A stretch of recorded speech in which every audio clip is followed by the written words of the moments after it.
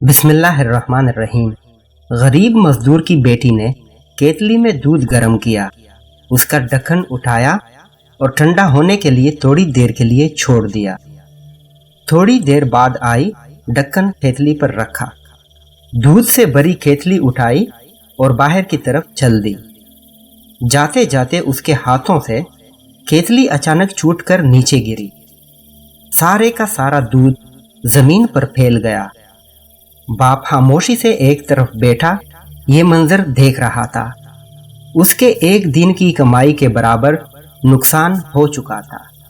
اس نے آسمان کی جانب نگاہ اٹھائی اور بولا، اے مالک، اس طرح کے چھوٹے بڑے نقصان ہم غریبوں کا ہی مقدر کیوں ہوتے ہیں؟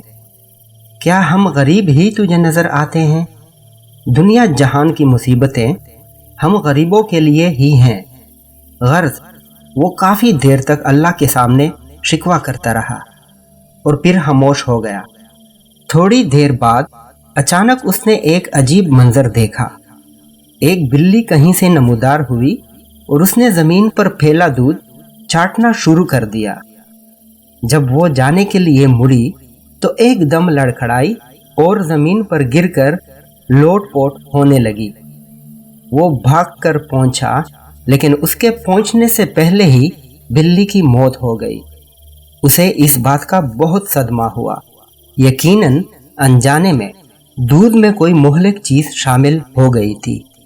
اس نے کیتلی کو اندر سے دیکھا تو اس کے اندر ایک چھپکلی مری پڑی تھی۔ اسے خیال آیا کہ اگر یہ دودھ زمین پر نہ گرتا تو کیا ہوتا۔ فوراً رب کی بڑائی کا اسے احساس ہوا، ندامت کے آنسو گرنے لگے۔ وہ بیٹھے بیٹھے زمین پر سجدہ ریز ہو گیا، یا اللہ معاف کر دے کا ورد کرنے لگا۔ وہ کہہ رہا تھا، یا رب، تیرے ہر کام میں کوئی نہ کوئی مصلحت پوشیدہ ہوتی ہے۔ ہم کتنے نادان ہیں کہ چھوٹے سے چھوٹے نقصان پر تقدیر کا گلہ کرنے لگتے ہیں۔